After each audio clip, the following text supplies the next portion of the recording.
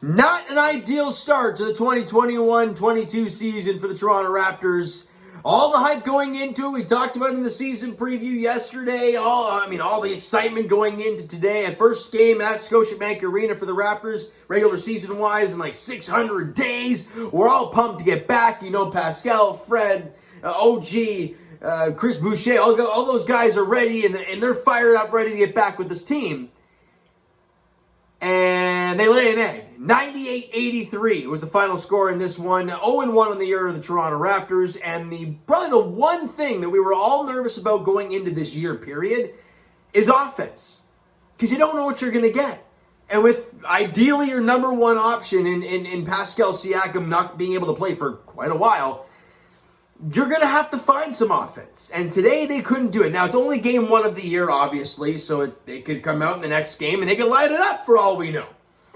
But in this specific game, it was not very pretty. 83 points scored in this day and age will never win you a game. They only allowed 98. They did a job on defense, as we all know they would. But offensively, it just was not there. And let's break down this game because it started out great. You had 5 points right out of the gate, right? Cardinal officials pumping everybody up before the game. All the pregame, player introductions, everyone's hyped up, especially Delano Banton, the Rexdale native. Everyone's pumped, And then Fred VanVleet with the speech. We're all jacked up, ready to go. Then he goes on a 5-0 run to start. And we're all like, oh, our new court general starting out strong. And then after the 5-0 run, the Raptors just kind of lay an egg the rest of the quarter. They end up losing the first quarter 26-18. And you just don't get much offense. You're down 8 after one quarter. Now, still early in the game. 8 points can go like that. Fine by me. Second quarter, you still don't get any offense. Only 19 scored and 31 given up in the quarter. You're down by 20 at halftime. And you haven't even hit 40 points in the game. It is not very good so far. In the third quarter, though, and also you gave up 60 points in that first half, excuse me. So, not very good there. In the second quarter, or in the second half to start, in the third quarter, defensively, team tightens up a bit. You only allowed 24, and you only scored 22, though, but again, it's progress, right? You scored more in each and every quarter, 18 in the first, 19 in the second, 22 in the third, 24 in the fourth, but it's not good enough. You're -2 in the third quarter. You're down by 22 going into the fourth. 22! Good luck with that. We've seen it happen in the past. But this is not the what time of the year would that be? 19? No. Yes. First time of 2019, Toronto Raptors, they did that near Christmas there against Dallas Mavericks. You're not that team. So good luck trying to get back from 22 in the fourth. Now they give it a damn good run. Delano Banton hits the half-court shot. Everyone starts buzzing at that point. He gives up some great energy off the bench in that time. And the Raptors at 1 point in the fourth get it down to 10. And they're right in it. But you don't give that last offensive punch. OG Anunoby had some threes. Fred VanVleet had a shot there. They just could not knock them down. And you end up winning the fourth quarter 24-17. But you were down by 22 going into the fourth, and you lose by 15. The story of this game was the lack of offense. There's no ifs, ands, or buts about it. They could not score. And the three guys in double figures was one, Fred VanVleet, OG Anunoby, and Scotty Barnes. Fred VanVleet had 12 points, three boards, 4 dimes. 5 of those 12 happened in the first, minute and a half, 2 minutes of the game. So it's 7 the rest of the way. He shot 5 of 20 from the field. That is atrocious. And 1 of 9 from three-point range. That one was literally the first shot of the game.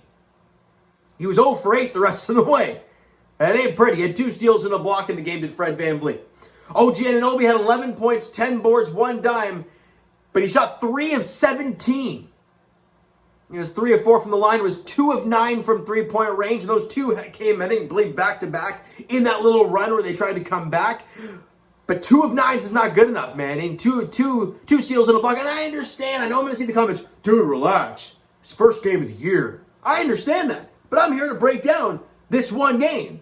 And I'm going to talk about that. Scotty Barnes, 12 points, 9 boards, 1 dime, shot 5 of 13 from the field. He was 4 of 8 early on, so definitely struggled down the stretch shooting the basketball, but ended up 12, 9, and 1 in his NBA debut. So not a bad job from Scotty Barnes. Let's get into the team stats. because that's really, you win and lose as a team, all right? So the Washington Wizards, look, as I mentioned, defensively, you did just fine. 44% from the field were the Washington Wizards. Raptors did a great job contesting the three-point shot. Only 18% for the Washington Wizards there, 81% from the free throw line. But the Toronto Raptors offense, 31% from the field. That's just not going to cut it. 21% from three-point range, 73% from the free throw line. It's just ugly.